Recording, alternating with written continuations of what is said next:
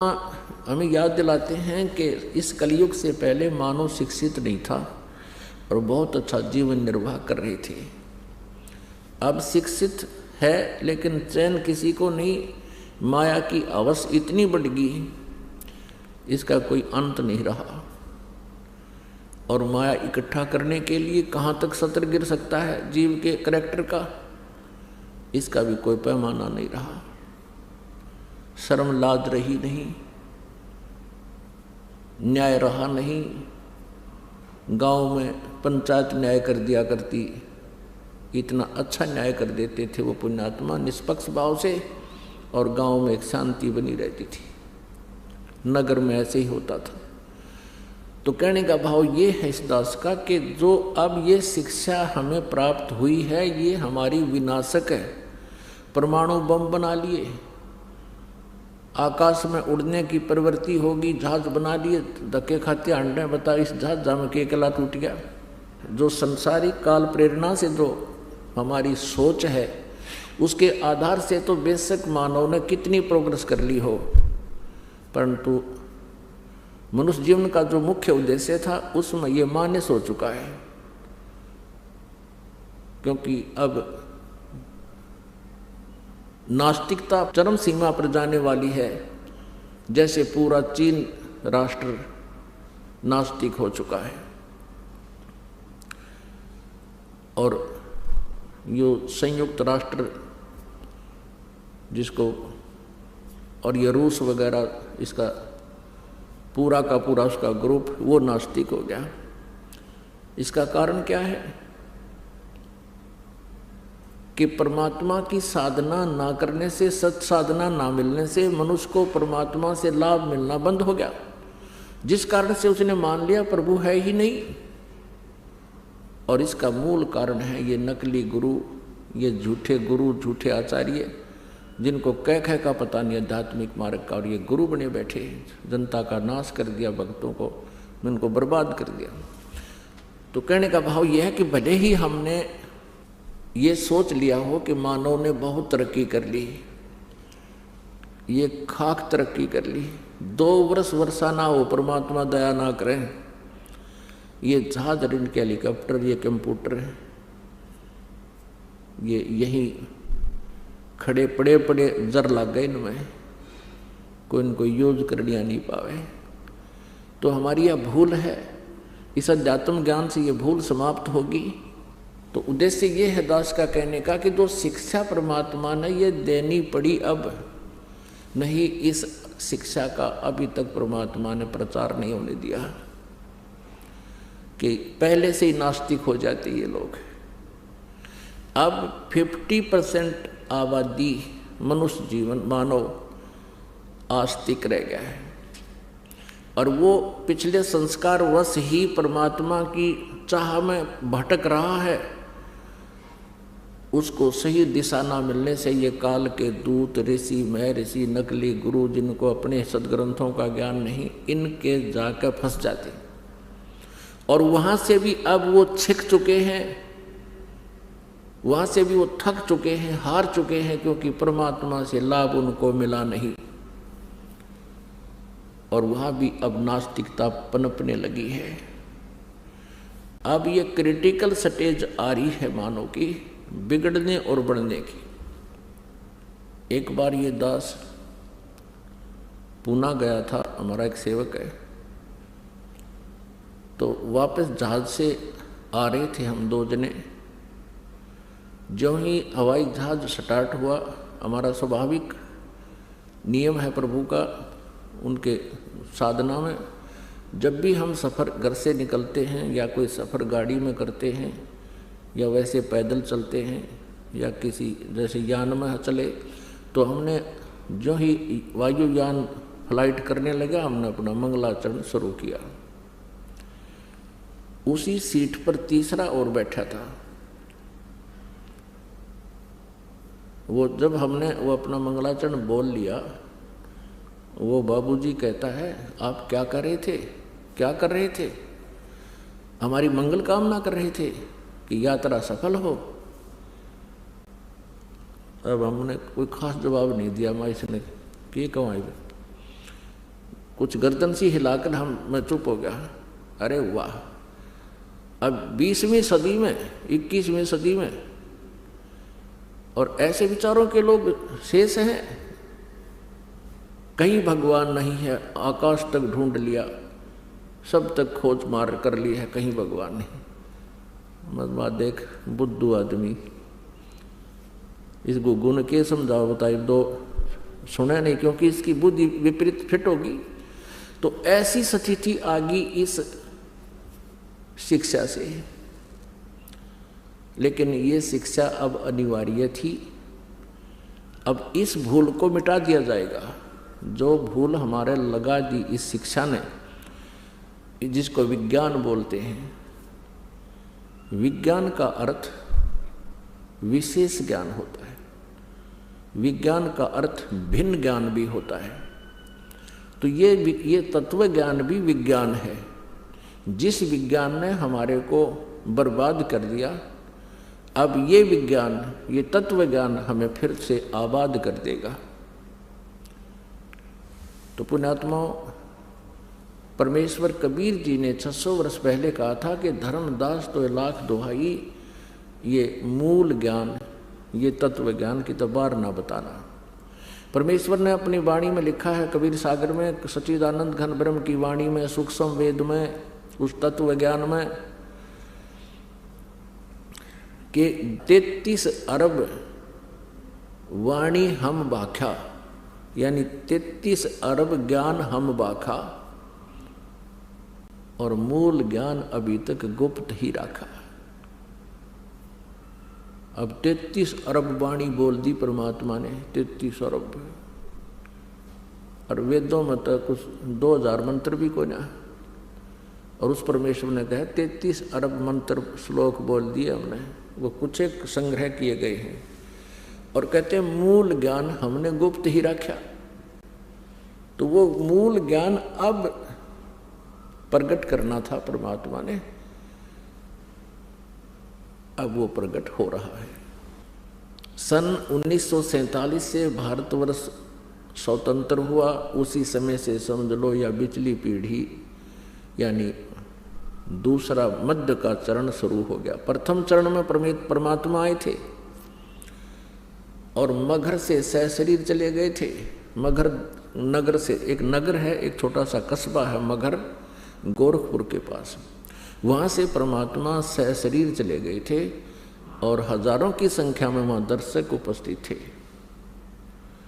जिसमें वीरदेव सिंह बघेल, काशी का नरेश और उसकी सेना और काशी शहर के हजारों की संख्या में दर्शक भी साथ गए थे। और वहाँ मगहर रियासत का बिजली खान नाम का एक पठान था, वो नवाब था, वो भी परमेश्वर कबीर जी का शिष्य था। वीरदेव सिंह बघेल हिंदू भी परमात्मा का शिष्य था। वो दोनों ही भाई उपस्थित थे, हिंदू और मुसलमान दोनों ही परमात्मा के ज्ञान से परिचित हुए थे, दोनों ने परमात्मा को गुरु धारण किया था। तो परमात्मा परमेश्वर कबीर जी ने जिस समय यहाँ से प्रस्थान करना था, वो दिन निर्धारित कर दिया था, जिस कारण से कई हजारों की संख्या में श्रद्धालु और दर्शक उपस्थित थे। परमात्मा सहशरीर ऊपर आकाश को चले गए थे। अब परमात्मा ने कहा था कि मूल ज्ञान तब तक छुपाई जब तक ये 12 पंथ ना मिट जाए। अब 12 पंथ काल ने चला दिए। परमेश्वर कबीर जी जब प्रथम सतयुग में पृथ्वी पर आए, यहाँ काल के लोक में आने लगे, तो रास्ते में इस काल भगवान ने, ब्रह्म ने, ज्योति निरंजन ने, 21 ब्रह्मांड के स्वामी ने एक ऐसा स्थान बना रखा जहाँ ये स्वयं विराजमान रहता है और विशेष वाच करता है, विशेष ध्यान रखता है, दृष्टि रखता है कि कोई इस रास्ते से ऊपर सतलोक की तरफ ना चला जाए। और वहीं पर इसने एक तपस्शिला बना रखी है जहाँ पर ये जीवों को भून कर खाता है। मानव शरीरधारी प्राणियों को उस तपस्या के ऊपर भूनकर, यानी उनको अच्छी तरह तड़फाकर उनमें से ये वासना गंध निकालता है और उस गंध को ये खाता है। मानव का जो अंदर शरीर सूक्ष्म शरीर है, ये स्थूल शरीर तो यहीं रह जाता है। जैसे इसको श्राप लगा हुआ है, श्राप लगा है काल को 1 लाख मानव शरीरधारी प्राणियों के शरीर को आहार करने का। कौन से शरीर को? स्थूल शरीर के अंदर सूक्ष्म शरीर है, सूक्ष्म शरीर के अंदर पूरे जीवन में हम जितने भी चटपटे खट्टे मीठे आहार करते हैं, व्यसन करते हैं, आप देखते हो मानुष जीवन का आहार, पशु पक्षियों को देखो आप, एक सात्विक आहार करते हैं कुछ पक्षी, और कुछ एक ऐसे हैं मांसाहारी हैं जो मेंढक मच्छी आदि खाते हैं। और मनुष्य जो है इसका आहार केवल घास फूस फल फ्रूट काजू किशमिश खाना ही बनाया है। लेकिन ये काल ये टेस्ट करना चाहता है, ये मन है, मन रूप में ये काल सब में विद्यमान है। और इस मन की आदत है कि ये व्यसन करे बिना रह नहीं सकता। ये काल ने अपना एजेंट छोड़ रखा है। अब देखो शराब बनाई, कैसा जुगाड़ जोड़ कर शराब तैयार करी, इस मन काल ने बनवाई। तमाकू तैयार किया, हुक्का बनाई या तोब, किस तरह जुगाड़ जोड़ कर इसमें हैं और फिर पीन लग गए। सिगरेट बनाई, बीड़ी बनाई। बताइए इस तमाकू के सेवन से ना तो शरीर पुष्ट होता, हानि अवश्य करता है, लेकिन ये इसलिए करवाता है कि इस सूक्ष्म शरीर में, इस स्थूल शरीर के माध्यम से किए हुए व्यसन और ये आहार सूक्ष्म शरीर के अंदर इनकी सूक्ष्म वासना डिपॉजिट हो जाती है। और जैसे बादाम के ऊपर छिलका होता है, वो छिलका खाण का नहीं होता, अंदर गिरी खाण की होती है, खाने की। तो ऐसे ही ये स्थूल शरीर तो बादाम का छिलका समझो, इसके अंदर एक सूक्ष्म शरीर है। उस सूक्ष्म शरीर को तपस्या है, एक बहुत बड़ी टुकड़ी है पत्थर की, जो स्वतः गर्म रहती है आध्यात्मिक यानी ईश्वरीय शक्ति से, सिद्धि शक्ति से वो ऑटोमेटिक गर्म रहती है। जैसे सूर्य है, इसको कोई चार्ज नहीं करता और असंख्य युग हो गए नो का नो सुलग रहा है। ऐसे एक तपस्या है, उसके ऊपर 1 लाख मानव शरीरधारी प्राणियों को उस पर प्रतिदिन भूनता है ये काल भगवान। और वहाँ ये प्राणी चटक पटक करते हैं, बहुत बुरा हाहाकार मच जाती है और फिर बेहोश हो जाते हैं। और जब उनके अंदर से पूरा गंध गर्म होकर के नीचे चला जाता है उसके पात्र में, फिर इनको वहाँ से ऑटोमेटिक समय फिक्स कर रखा है। वो सभी प्राणी, वो मानव शरीरधारी प्राणी, क्योंकि इस शरीर से जब ये जीव निकलता है स्थूल शरीर से, तब तक इसका ऐसा ही शरीर रहता है, सेम टू सेम इसका शक्ल रहती है, आकृति रहती है। तो वो उसमें भी ये मानव शरीर सदस्य एज इट इज, चेहरा जैसा आपका इस शरीर का है, ऐसा ही सूक्ष्म शरीर का एज इट इज डिटो कहते हैं ना, एज इट इज कॉपी हो जाती है, डिटो कॉपी। तो उसके बाद ये एकदम उड़ जाते हैं और फिर धर्मराज के दरबार में इनकी लाइन लग जाती है। फिर आगे जैसे जिनके कर्म हैं, संस्कार हैं, उस अनुसार जिसने नरक में जाना नरक में जाओ, स्वर्ग में जाना स्वर्ग में जाओ, राजा बनना राजा बन जाओ, देवता बनना है देवता बन जाओ, गधा बनना है गधा बन जाओ। वो अलग से संस्कार बना रखे। ये तपस्या के ऊपर जब ये प्राणी वहां तड़फ रहे थे प्रथम सतयुग में,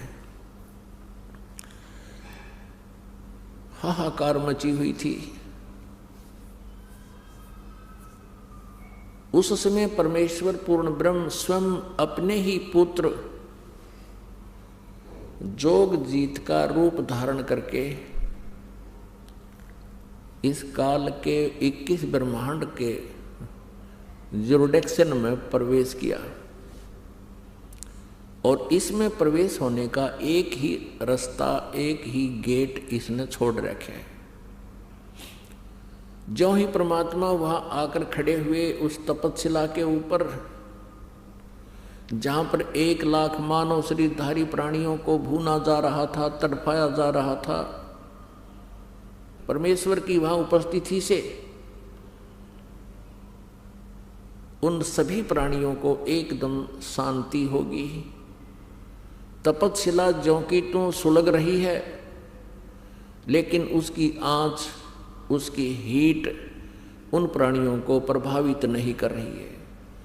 जब वो प्रभावित नहीं हो रहे हैं, उनको कोई पीड़ा नहीं है, तो एकदम वो सब बैठ गए और सामने क्या देखते हैं? एक चांद सा चेहरा, वो परमेश्वर खड़े हैं। अब सभी प्राणियों को आभास हो गया कि ये भगवान आ गए हैं, तभी तो हम शांत होगी, हमारे कोई जलन रही नहीं अग्नि की। सभी ने करबद्ध होकर कहा, हे प्रभु, हम ये कौन से पाप का दंड भोग रहे हैं? तब परमेश्वर ने उनको बताया कि ये जो तुम दंड भोग रहे हो, ये तुम्हारा इस काल के लोक में किया हुआ कर्म का दंड नहीं, ये तुमने सतलोक में उस सनातन परम धाम में, शाश्वत स्थान में एक ऐसा घोर अपराध किया था जिसका दंड तुम यहाँ भी भोग रहे हो, और इसके बाद फिर तुम जाओगे 84 लाख योनियों में गधे कुत्ते सूअर बनोगे। उसी पाप के कारण तुम यहाँ फंसकर ये कष्ट उठा रहे हो। तब परमेश्वर कबीर जी ने, अर्थात जोग जीत रूप में उपस्थित परमात्मा ने कहा कि तुम काल के जाल में फंसे हुए हो।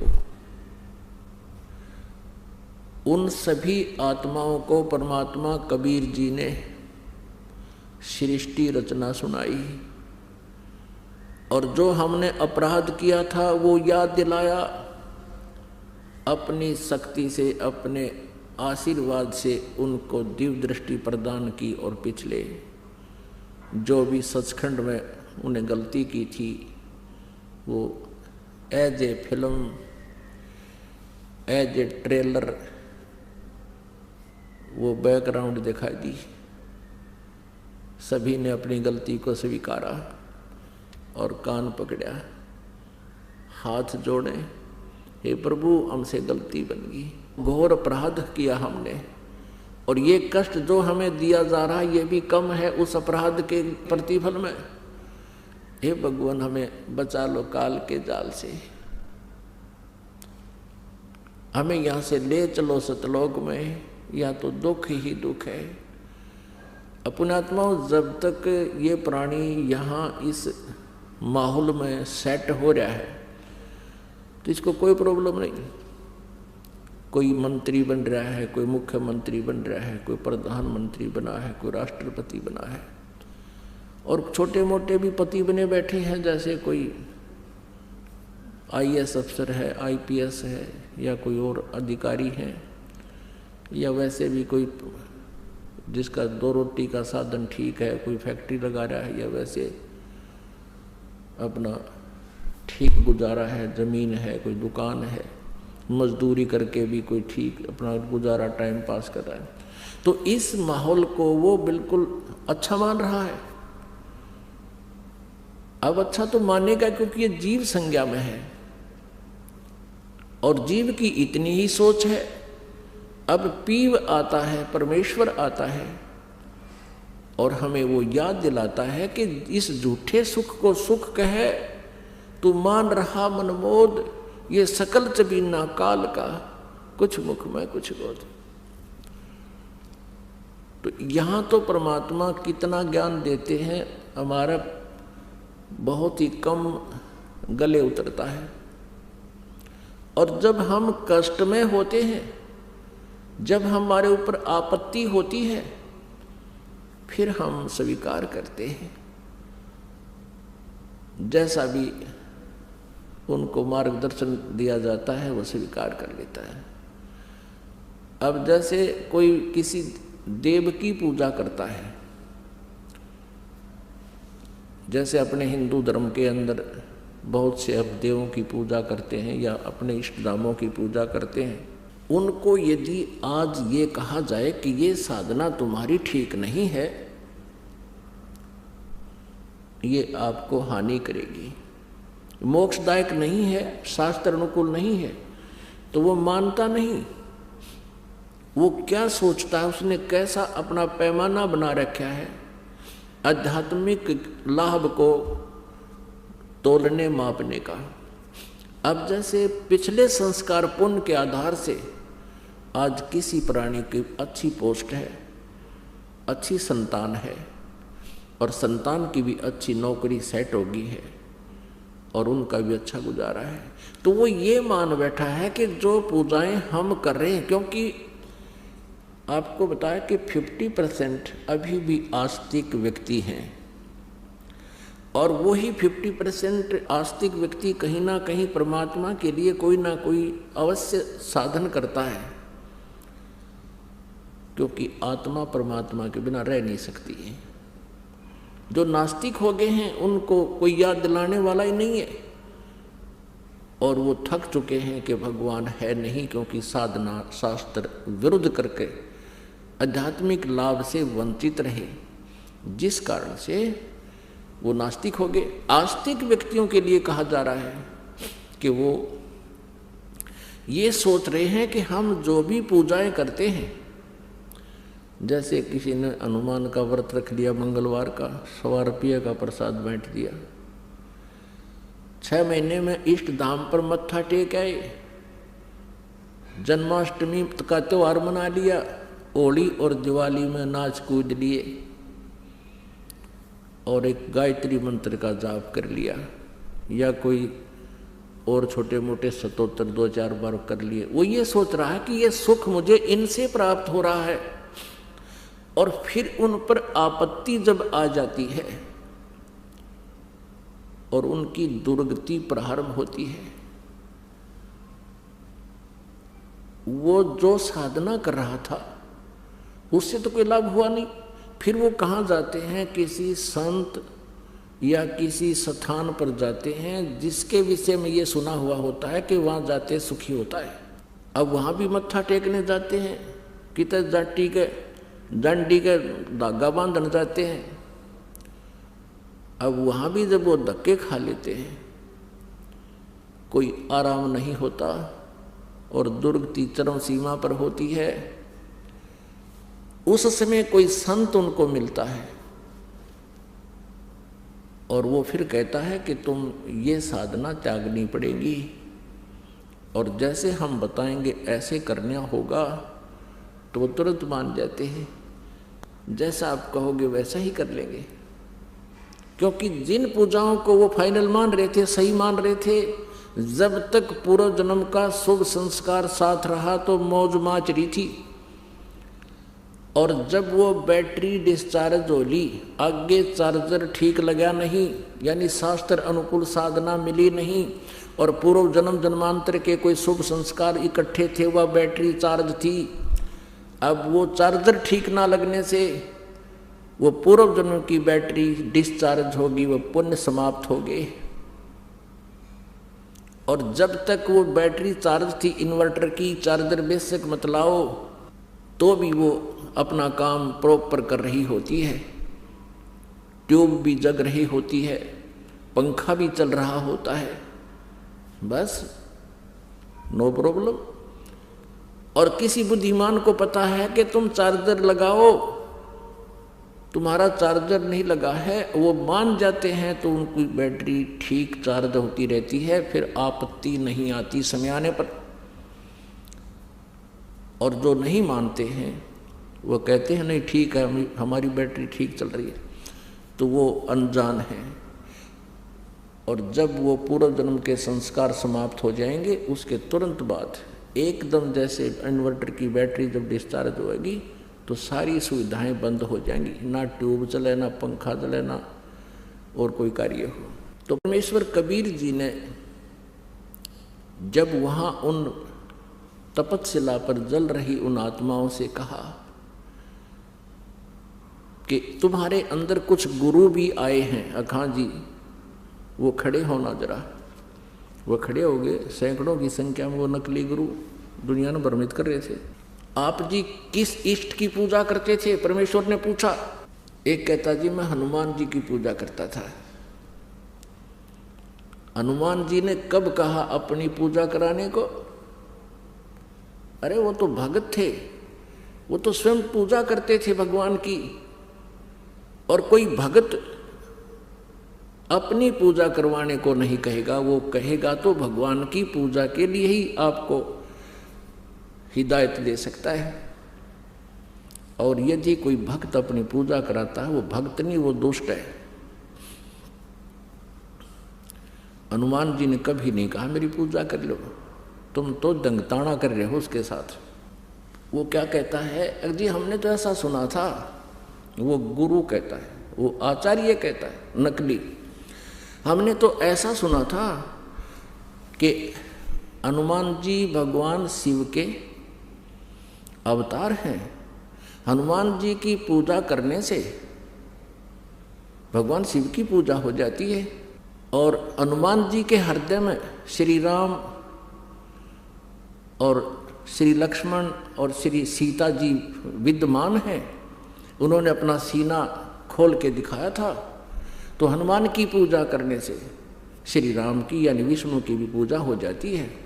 फिर परमात्मा ने पूछा और क्या डले डोया करता तू, और भी बता दे। कि गीता जी का मैं नित्य पाठ किया करता और औरों को भी समझाता था कि गीता जी का पाठ करते ही रहना चाहिए। अब परमेश्वर ने कहा रबले पुरुष, अब गीता जी में 18 अध्याय हैं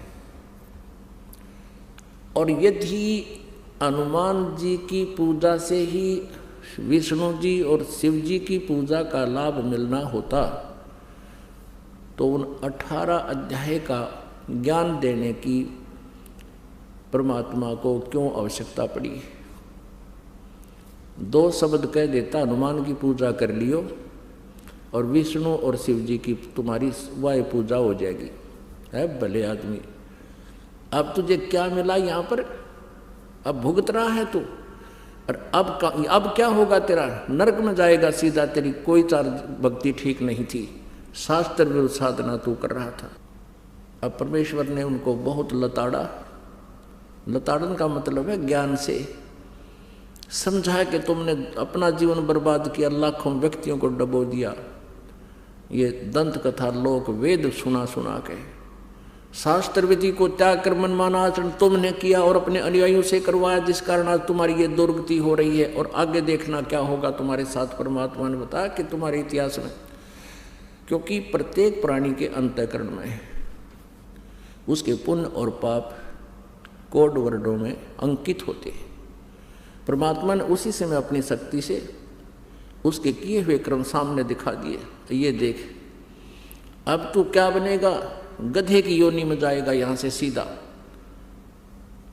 अब बनेगा तू आचार्य। ऐसे ही वो एक दूसरा खड़ा था, कहा जी मैं तो वेदों अनुसार साधना करता था। वेदों अनुसार क्या साधना करता था? कि गायत्री का जाप करता था, गायत्री मंत्र का जाप करता था मैं। अब परमात्मा ने कहा कि गायत्री मंत्र क्या चीज है? कि ये ऋषियों की खोज है, ऋषियों ने अपने अनुभव से इसको खोजा है। अब परमात्मा बोले बुद्धू तू बात तो बनाओ, मैं वेद पढ़ा करता, इतने कह पता नहीं है गायत्री मंत्र क्या है। ये यजुर्वेद के 36वें अध्याय का 3रा मंत्र है। उसमें ओम शब्द नहीं है और ना ही इसके साथ ओम शब्द जोड़ना चाहिए। आप ओम शब्द लगाकर इस भूर्भव स्व तत्सवितुर्वरेण्यम भर्गो देवस्य धीमहि धियो यो न प्रचोदयात् इस मंत्र के साथ यदि ओम शब्द लगाते हो तो इसको भी निष्क्रिय कर रहे हो, परमात्मा का अपमान कर रहे हो। ओम शब्द नहीं लगाना चाहिए,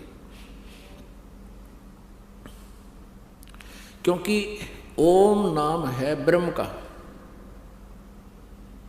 ओम महिमा है ये पूर्ण परमात्मा की, परम अक्षर ब्रह्म की। अब जैसे प्रधानमंत्री जी को आप कोई एप्लीकेशन लिखते हो और शुरू में लिख दे मुख्यमंत्री जी और उसका नाम लिख दे, वो कागज ने पाट देंगे कलरक वहाँ पर कि तो मुख्यमंत्री की तरफ है, नीचे भेज दो इसको। तो ओम नाम इस मंत्र यजुर्वेद अध्याय 36 के मंत्र 3 के साथ नहीं लगाना चाहिए। इसको कहते हैं जो खचड़ा ज्ञान। ये लोक वेद, दंत कथा, शास्त्र विधि त्याग कर मनमान आचरण आपको दिखाते हैं। ये यजुर्वेद अध्याय नंबर 36 का 3 मंत्र में कहीं ओम नहीं लगा इसमें।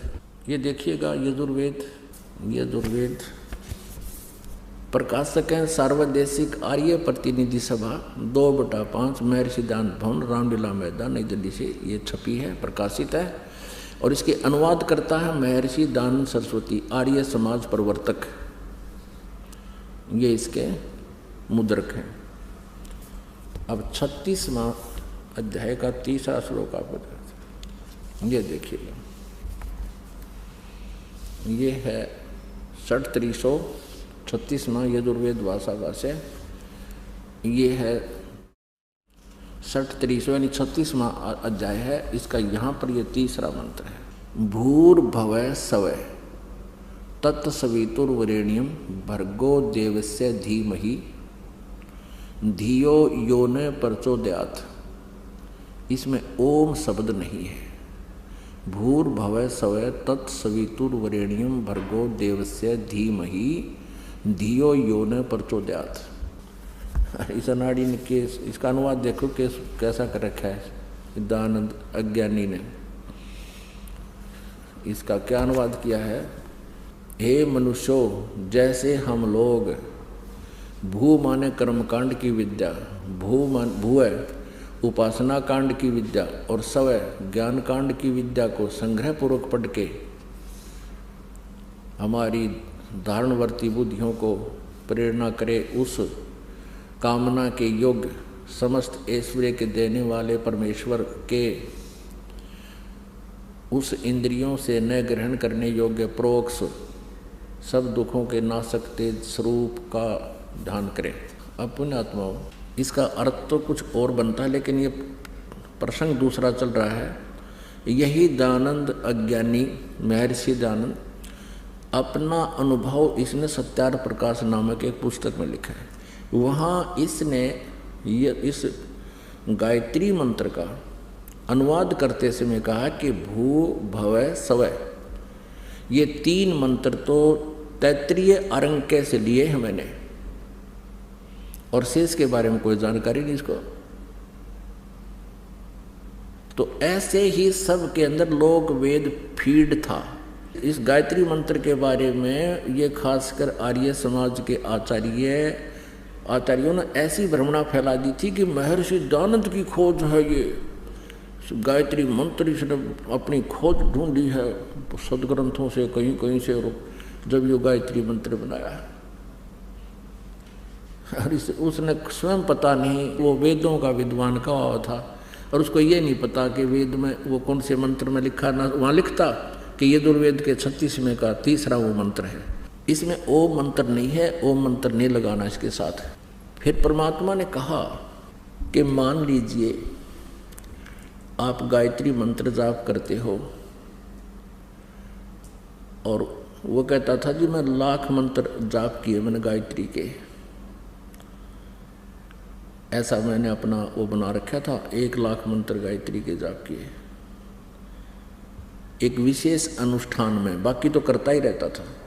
अब परमात्मा ने समझाया कि भले बुद्धू आदमी तू, अब जैसे वेदों में पूर्ण परमात्मा कबीर देव जी की महिमा लिखी हुई है, उसके गुण लिखे हैं, जैसे कि कहीं पर बिजली, इस इलेक्ट्रिसिटी की विशेषता उसके गुण लिखे हों। उन गुणों में क्या लिखा होता है कि इलेक्ट्रिसिटी बिजली का कनेक्शन लेने वाले को क्या क्या लाभ होते हैं। वो पंखा चलेगा, ट्यूब जगा देगी, जगमग कर देगी घर को, रोशनी देती है बिजली, पंखे चला देती है, कूलर चला देती है, दूध बिलो देती है, रड़क देती है, मक्खन निकाल देती है, और जमीन से जल निकाल देती है, आदि आदि उसके गुण लिखे हैं। अब उन गुणों को कोई व्यक्ति 1,00,000 बार पढ़ ले, जाप कर ले, बार बार उसकी आवृत्ति करता रहे, रेपिटेशन करता रहे, रिपीट करता रहे, क्या लाभ होगा? उससे ये लाभ होगा कि उसको बिजली के गुणों का ज्ञान हो जाएगा कि बिजली ऐसा ऐसा करती है। लेकिन वो बिजली ऐसा करती कैसे है? जो गुण बिजली के लिखे हैं वो प्राप्त कैसे होंगे? उसके पढ़ने मात्र से नहीं होंगे, उसमें लिखे हुए अनुसार करने से प्राप्त होंगे। वो कैसे होंगे? आप जी ने बिजली का कनेक्शन लेना होगा, मीटर लगवाना होगा, उसके लिए प्रोसीजर सारा अपनाना होगा, और फिर वह फॉर्म डिपॉजिट कराओ, उनका जो टैक्स वैक्स है वो भरो, और फिर कनेक्शन मिल जाएगा। फिर वो बिजली लाभ देगी। यदि उन बिजली के गुणों को गाता रहे, पढ़ता रहे, क्या वो बिजली लाभ दे देगी? कभी नहीं। यदि आप जी इस गायत्री मंत्र को 20 लाख बार बोलते रहो, क्या प्रभु तुम्हें लाभ दे देगा? उसमें जो लिखा है कि उस परमात्मा का ध्यान करो, उस परमात्मा की भक्ति करो। केवल एक मंत्र से परमात्मा की महिमा स्पष्ट नहीं होती। जैसे कि यजुर्वेद अध्याय नंबर 40 के श्लोक मंत्र नंबर 10 से लेकर 13 में स्पष्ट किया है इस वेद ज्ञान दाता ने। जो गीता ज्ञान दाता है वही वेद ज्ञान बोल रहा है, क्योंकि पूर्ण परमात्मा ने, परम अक्षर ब्रह्म कबीर देव जी ने इस ब्रह्म के अंतःकरण में, इस ज्योति निरंजन काल के अंतःकरण में ये 5 वेद फीड कर दिए थे। इसने 5वां वेद सूक्ष्म वेद नष्ट कर दिया, क्योंकि उसमें पूर्ण परमात्मा के पाने की विशेष व्याख्या थी। इसने इस डर से उसको नष्ट कर दिया कि कहीं इनको अपने पिता का पता लग जाए, अपने मूल स्थान का ज्ञान हो जाए, और फिर यहाँ से भाग जाएंगे। पुण्यात्माओं, आपका जिस दिन ये विशेष विश्वास हो जाएगा कि सचमुच वहाँ और स्थान है जहाँ हम रहते थे, और वहाँ कभी जन्म मृत्यु नहीं होती, और कोई काम नहीं, और कभी कोई कष्ट नहीं, किसी चीज़ का अभाव नहीं, तो उस समय यहाँ ना रहे इस पृथ्वी पर कोई भी। एक भक्त कहने लगा, जी यदि सभी सतलोक की भक्ति कर लेंगे परमात्मा की, और सभी सतलोक चले गए सारे, तो पृथ्वी पर कौन रहेगा? या तो खाली हो जाएगी। तो पता यहाँ तक ठेका ले रहे हम, ये खाली हो जाएगी तो कौन रहेगा? अरे ये इतने पत्थर घूमन लाग रहे, 8 ग्रह ऊपर घूमन लाग रहे, सारे खाली पड़े पत्थर। इन तो पृथ्वी से तो कई 1000 गुना, कई गुणे बड़े हैं। एक पत्थर यो भी घूमता रहेगा, हमने क्या ठेका ले रखे हैं धक्के खाने का। और हम वहाँ चलेंगे जहाँ पर सारी सुविधाएं, और वहाँ फिर कभी मृत्यु नहीं हो। यहाँ तो मृत्यु डेफिनेट होगी। आज जिन सुविधाओं को अपनी मान रहा है ये तेरे पास नहीं रहेंगी। आज से तू कोई किसी भी अच्छी पोस्ट पर है, या कितना फैक्ट्री का मालिक है, कल मृत्यु होगी, अगले दिन तू गधा बनकर वहीं खड़ा पाओगा उस फैक्ट्री का पिछले पास है। तो क्या सुविधा है ये तुम्हारी? तो फिर ये जब आपको विश्वास हो जाएगा, क्योंकि परमेश्वर का ये गॉड गिवन जो है ज्ञान है, किसी डूम बाट के गीत नहीं है ये, कि उन्हें अपने स्वार्थवश सुखी महिमा बना रखी हो किसी की। उस परमेश्वर ने स्वयं आकर बताया कि वहाँ ऐसा ऐसा है, यहाँ तो मृत्यु होगी और जन्म भी होगा आपका। जन्म मनमाने का देखा हो गया, फिर ये सुविधा कहाँ गई आपकी, जिनको आज तू देखकर प्रसन्न हुआ बैठा है। और वहाँ जाने के बाद फिर कभी जन्म मृत्यु नहीं होती, जरा मरण नहीं होता। वहाँ जन्म तो एक बार होगा, लेकिन फिर ना वृद्ध अवस्था होगी सतलोक में और ना फिर मृत्यु हो। और यहाँ दोनों दुख, महान दुख यही है, हम इतने ढीठ हो गए इस काल के लोक में, चाहे हमारे दोनों टांग कट रही हो और चाहे एक हाथ भी कट गया हो, हम फिर भी जीवन चाहते हैं। यदि यहाँ बुढ़ापा ना हो और मृत्यु ना हो तो हम इतने ढीठ हो रहे हैं, हमारे ऊपर कितना कष्ट आया रो, हमको नहीं डगे यहाँ तक, हम नहीं जाना चाहते। लेकिन परमात्मा हमें याद दिलाना चाहता है कि वहाँ सतलोक में तुम्हारा जरा नहीं है, जरा वन बुढ़ापा और मरण नहीं। गीता जी अध्याय नंबर 7 के श्लोक नंबर 29 में ये गीता ज्ञानदाता, ये ब्रह्म अर्थात काल कहता है कि जो मेरे ज्ञान को आश्रय बनाकर, कौन सा ज्ञान, कि तत्वदर्शी संतों की खोज करो, चौथे अध्याय के 34वें श्लोक में वो तत्वदर्शी संत उस परमात्म तत्व का, यानी गीता ज्ञानदाता से अन्य कोई परमात्मा है उसका ज्ञान बताएगा, उनसे सुन। और तत्वदर्शी संत फिर क्या बताएगा, जो ये दास बता रहा है। फिर क्या बताया है कि इस ज्ञान का आश्रय करके जो जरा और मरण से छुटकारा पाने के लिए प्रयत्न करते हैं वे तत्व ब्रह्म को जानते हैं, सारे आध्यात्मिक कर्म से भी परिचित हैं। जैसे कल आपको ज्ञान सुना था सत्संग में कि यहाँ पर हम संस्कारवश, जैसे आज हमने किसी के साथ धोखा कर दिया तो अगले जन्म में वो आपका लड़ियार बनेगा। जैसे वो बेटा बनकर आ गया छोटा भाई, जिसको उन पति पत्नी ने यानी भाभी और भाई ने विष से मरवा दिया था, अगले जन्म में पुत्र बनकर आ गया और आधी संपत्ति को उपचार पर नष्ट करवा दिया और मृत्यु को प्राप्त हो गया, और वो जो है उनका वंश भी नष्ट हो गया। और आगे कष्ट क्या हुआ होगा उसका तो कहना ही क्या। तो फिर वो जो व्यक्ति इस तत्व ज्ञान से परिचित हो जाएंगे, आध्यात्मिक सब कर्मों से परिचित हो जाएंगे, वे साधक फिर ऐसा जुल्म नहीं करेंगे, वो ऐसा पाप नहीं कर सकते। उनको विष दिखाई देगा, जैसे किसी बोतल में विष रखा हो और आपको पता है विष है, आप उसका हाथ भी ना लाओ और बल्कि और ऊंचे स्थान पर ऐसा रख दोगे, यानी किसी कारणवश कहीं रखा भी है किसी के, तो वो उसको छूने नहीं देगा अपने बच्चों को भी। और अनजान बालक यदि उसको वो मिल जाता है, खोल के मुंह के ला के देखता है और फिर मृत्यु को प्राप्त हो जाता है। ऐसे ही हम जो गलतियां कर रहे हैं, रिश्वत लेते हैं और भ्रष्टाचार करते हैं या किसी के साथ धोखा करते हैं, हम विष खा रहे हैं।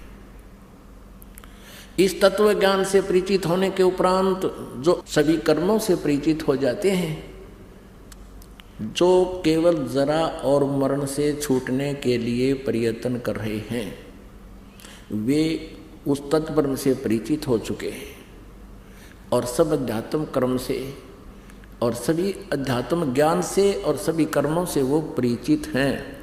तो पुण्यात्माओं, जो प्रसंग चल रहा है, जैसे हम सतलोक में जाएंगे और वहाँ जरा और मरण नहीं है। जरा मीन बुढ़ापा और मरण मीन मृत्यु। सबसे बड़ा कैर जीव पर ये और न्यारा है। बुढ़ापे में सारी आपदाएं आती है प्राणी पर, और मृत्यु सबसे बूंदी। अब से हम कितना कष्ट पा रहे हैं, कितने वृद्ध हो गए हैं, हम मृत्यु नहीं चाहते हैं और बुढ़ापा पसंद कतई नहीं करते, और दोनों कंपलसरी। यहाँ पर ऐसा क्यों नहीं चाहते? क्योंकि हम उस लोक से आए हुए हैं जहाँ पर ये दोनों नहीं थे, और वहीं हम चले जाएंगे तो ये दोनों समाप्त होंगे, अन्यथा नहीं हो सकते। अब परमात्मा ने बताया कि तुम गायत्री मंत्र का जाप करते हो, और गायत्री मंत्र कंप्लीट ज्ञान नहीं है उस परम पिता के पाने का, उसकी महिमा है, ये उसी की महिमा का एक मंत्र है, अंश है। तो यजुर्वेद अध्याय नंबर 40 के मंत्र 10 से लेकर 13 तक ये स्पष्ट किया है कि उस तत्वदर्शी संतों के पास जाकर समझो, वही परमात्मा का यथार्थ ज्ञान देते हैं। तो इस प्रकार उस परमेश्वर ने उन तपस्शिला पर, वहां पर तो वो बैठे हुए थे, करबद्ध थे, और उनको ये भी मालूम था कि हमने जो जो साधनाएं की उनसे हमें कोई लाभ नहीं हो रहा। तो परमेश्वर ने कहा, वो जो ये कहता था कि मैं वेदों अनुसार साधना करता हूँ, ओम नाम का जाप करता हूँ, मेडिटेशन करता हूँ, तो परमेश्वर ने कहा कि जो साधना आप कर रहे हो, ओम नाम का जाप और वेदों अनुसार और गायत्री मंत्र है, गायत्री मंत्र से आपको कोई लाभ नहीं, क्योंकि सदग्रंथों के जो पाठ के करने से,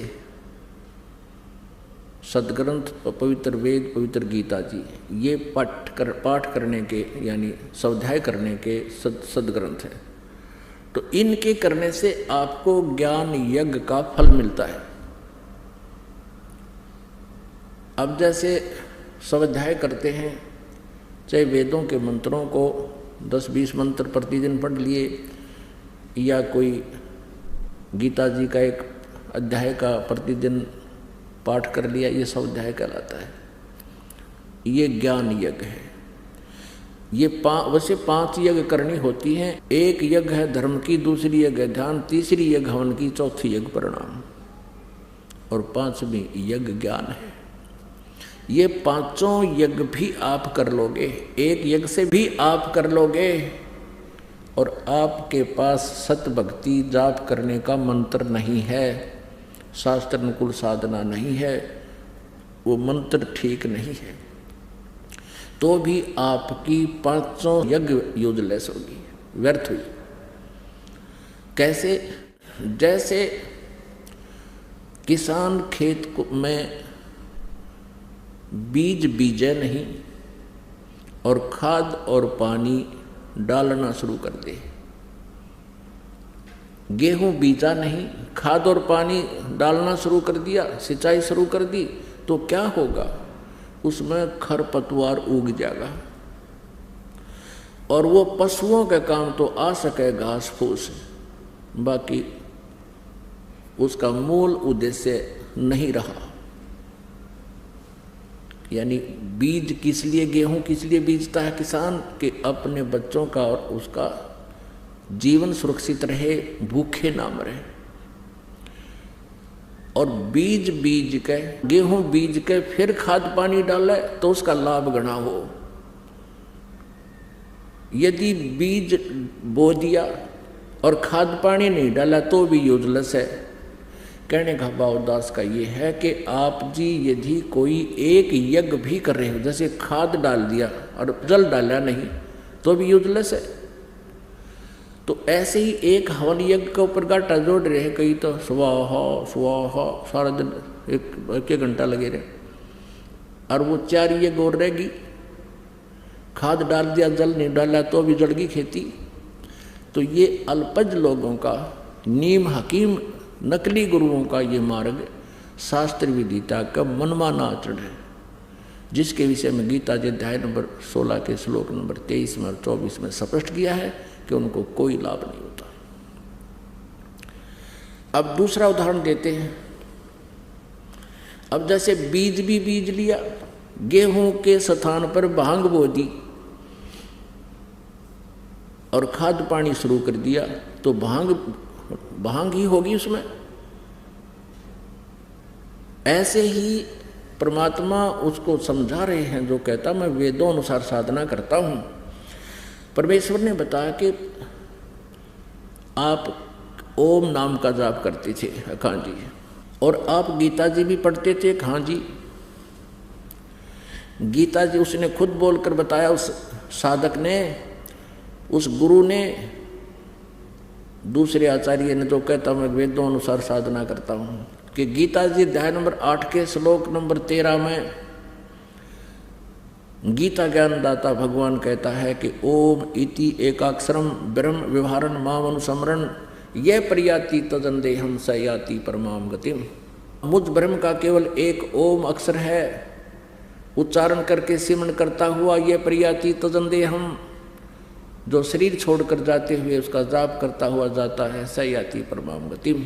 तो वो बताता है कि ओम नाम का जाप करने से परमात्मा की परम गति प्राप्त हो जाती है। परमेश्वर ने पूछा कि ओम नाम के जाप करने वाले को कौन सी गति प्राप्त होती है, कहाँ जाता है, कि ब्रह्मलोक में पहुँच जाता है। परमेश्वर ने कहा कि 8वें अध्याय के 16वें श्लोक में गीता जी में कहा है कि ब्रह्मलोक पर्यंत सभी जन्म और मृत्यु में आते हैं, पूर्ण मोक्ष नहीं है। और गीता ज्ञानदाता 4थे अध्याय के 5वें श्लोक में, 9वें श्लोक में, 2रे अध्याय के 12वें श्लोक में और 10वें अध्याय के 2रे श्लोक में स्वयं कह रहा कि अर्जुन तेरे और मेरे बहुत जन्म हो चुके हैं, तू नहीं जानता, आगे भी होंगे। और गीता ज्ञानदाता ने 7वें अध्याय के 18वें श्लोक में अपनी साधना को भी अनुत्तम अति अश्रेष्ठ कति घटिया बताया है। अरे ये नकली गुरु के हैं, यहाँ अनुत्तम का अर्थ जिससे उत्तम और ना हो। अरे भले आदमियों, तुमने अर्थों के अनर्थ भी गुमा कर दिए, सारा ज्ञान गुमा दिया। एक उत्तीर्ण होता है, उत्तीर्ण माने पास यानी सफल, और उसका पर्यायवाची होता है अनुत्तीर्ण। यदि कोई बालक फेल हो गया हो और उसके आगे लिखा हुआ है अनुत्तीर्ण, और वो आके कहे अपने घर वालों को कि मैं ईसा पास हो गया हूँ, जिस तब आगे कोई पास नहीं, यानी कति पास हो गया, सबसे बड़ा पास हो गया मैं, तो बेशक मूर्ख बना ले, लेकिन वो फेल हो चुका है। यही स्थिति इन अज्ञानियों की गीता अनुवादकर्ताओं की है। अनुत्तम का अर्थ इन्होंने अति उत्तम कर रखा 7वें अध्याय के 18वें श्लोक में। थरा गजब हुई। और क्या बताते हैं कि जिस गति से ऊपर कोई गति ना हो, कोई और उत्तम गति ना हो किसी की, वो सबसे उत्तम गति भगवान बताता है, मेरे वाली सबसे उत्तम गति में व्यस्त हैं। यदि इस गीता ज्ञान दाता वाली साधना ही अति उत्तम होती तो ये 18वें अध्याय के 62वें श्लोक में किसी अन्य परमेश्वर की शरण में जाने को नहीं कहता। और गीता जी अध्याय नंबर 15 के श्लोक नंबर 1 से लेकर 4 में ये नहीं कहता कि तत्वदर्शी संत बतावेगा इस उल्टे लटके हुए संसार रूपी वृक्ष के जड़ से लेकर पत्तों तक, और फिर उस तत्वदर्शी संत से प्राप्त उस तत्व ज्ञान रूपी शस्त्र से इस अज्ञान रूपी अंधकार को हटा कर, काट कर, अर्थात समझकर, तत्व ज्ञान से समझकर उसके पश्चात परमेश्वर के उस परम पद की खोज करनी चाहिए, जहाँ जाने के बाद फिर साधक लौट कर वापस नहीं आते, उनका पुनर्जन्म नहीं होता, उनकी पुनरावृत्ति नहीं होती। और जिस परमेश्वर ने सारे ब्रह्मांडों की रचना की है, यानी संसार रूपी वृक्ष की प्रवृत्ति जिससे विस्तार को प्राप्त हुई है, अर्थात जिसने संसार रूपी वृक्ष की कंस्ट्रक्शन की है, जिसका रचना की है, और उसी की भक्ति करनी चाहिए और किसी की नहीं। गीता ज्ञानदाता अपने को भी नहीं कहता, कहता उसकी करो। फिर उस ब्राह्मण ने जो कहता मैं वेदों अनुसार साधना करता हूँ, ऋषि ने कहा कि भगवान गीता जी अध्याय नंबर 8 के श्लोक नंबर 5 और 7 में गीता ज्ञानदाता कहता है कि मेरी भक्ति कर और मुझे ही प्राप्त हो, मेरे में मन वाला बन। ये तो स्पष्ट कहा कि मेरी भक्ति करो। तो परमात्मा ने कहा, उसने ये कहा है कि मेरी भक्ति करेगा तो जन्म मरण तेरे भी रहेंगे, मेरे भी हैं, और आगे भी सदा जन्म मृत्यु वाले कष्ट में रहेंगे। यहाँ शांति नहीं हो सकती और युद्ध भी करना होगा। 8वें अध्याय के 7वें श्लोक में कहा कि उठ और युद्ध कर, मेरा सिमरण भी कर। तो युद्ध करने वाले को शांति नहीं हो सकती। इसलिए 18वें अध्याय के 62वें श्लोक में कहा कि यदि तुझे परम शांति चाहिए तो उस परमेश्वर की शरण में जा। कौन से की में? 8वें अध्याय के एक मंत्र में अर्जुन ने पूछा गीता ज्ञानदाता से कि भगवान आपने 7वें अध्याय के 29वें श्लोक में कहा है कि मेरे इस ज्ञान का आश्रित होकर के जो जरा मरण से छूटने का प्रयत्न करते हैं वो उस तत्ब्रह्म को जान चुके हैं, सारे अध्यात्म ज्ञान से परिचित हैं और सब कर्मों से परिचित है। तो किम तत्ब्रह्म 8वें अध्याय के प्रथम मंत्र में पूछा अर्जुन ने भगवान से, गीता ज्ञानदाता से। तो उसने गीता ज्ञानदाता ने 8वें अध्याय के तीसरे मंत्र में कहा है वो परम अक्षर ब्रह्म है। 8वें अध्याय के तीसरे मंत्र में श्लोक में गीता जी में कहा कि वो परम अक्षर ब्रह्म है, वो गीता ज्ञानदाता से अन्य है, जिसके विषय में 15वें अध्याय के 16 और 17 में 3 प्रभु बताए हैं, 3 पुरुष बताए हैं, सरपुरुष और अक्षर पुरुष। सरपुरुष गीता ज्ञानदाता ये ब्रह्म है और अक्षर पुरुष ये परब्रह्म है। उत्तम पुरुष तो अन्य 17वें श्लोक में कहा है वो परम अक्षर ब्रह्म है। और परम अक्षर ब्रह्म की साधना गीता जी अध्याय नंबर 17 के श्लोक नंबर 23 में कहा कि ओम तत्सत इति निर्देश है ब्रह्मण त्रिविध समर्थ है। इस ओम तत्सत के साथ हरि नहीं लगाना चाहिए, ये शास्त्र विधि को त्याग के मनमाना आचरण है। इस मंत्र का विनाश हो जाता है, निष्क्रिय हो जाता है। ओम तत्सत इति निर्देश है ब्रह्मण त्रिविध समर्थ है। ब्रह्मण माने परम अक्षर ब्रह्म सचिदानंद घन ब्रह्म के पाने का ओम तत्सत, ये 3 मंत्र का जाप है। तत् और सती सांकेतिक है। ओम तत्सत ये कोई जाप नहीं है। ये तत् अक्षर पुरुष का जाप है और ओम ये सर पुरुष का है ब्रह्म का, और सत ये परम अक्षर ब्रह्म का है, परम अक्षर पुरुष का है। ये तत् और सत सांकेतिक है, ये दास बताओगा, ये कोड वर्ड है। इसलिए तत्वदर्शी संत के लिए ऑप्शन छोड़ रखी है गीता ज्ञानदाता ने 4थे अध्याय के 34वें श्लोक में। तब परमेश्वर ने कहा उस अनाड़ी से कि तूने 8वें अध्याय का 7वां और 5वां श्लोक तक पढ़ लिया, अब 8वां 9वां 10वां 8वें अध्याय का ये भी तो गीता जी में लिखा है, इस पर ध्यान ना गया तेरा मूर्ख। इसमें क्या लिखा है कि उस सच्चिदानंद घन ब्रह्म की यानी परम अक्षर ब्रह्म की जो साधना करता है, उस दिव्य पुरुष की जो साधना करता है, भक्ति करता है, उस पर तत्वदर्शी संत से की शरण में जा करके उससे नाम प्राप्त करके, तो भक्ति की शक्ति से, उस मंत्र के जापों की कमाई से वो उस परमेश्वर परम अक्षर ब्रह्म को ही प्राप्त होता है। उसकी शरण में जाने के बाद फिर सनातन परम धाम प्राप्त होता है। 18वें अध्याय के 62वें श्लोक में कहा। तब वो अज्ञानी हाथ जोड़कर खड़ा हो जाता है कि हे प्रभु हम तो बिल्कुल अंधे हैं, ज्ञानहीन हैं। परमात्मा ने कहा कि तूने अपना जन्म बिगाड़ा, अपना मनुष्य जीवन बर्बाद किया और लाखों व्यक्तियों करोड़ों यानी हजारों श्रद्धालुओं को और गुमराह करने का पाप भी सिर पर उठा लाया।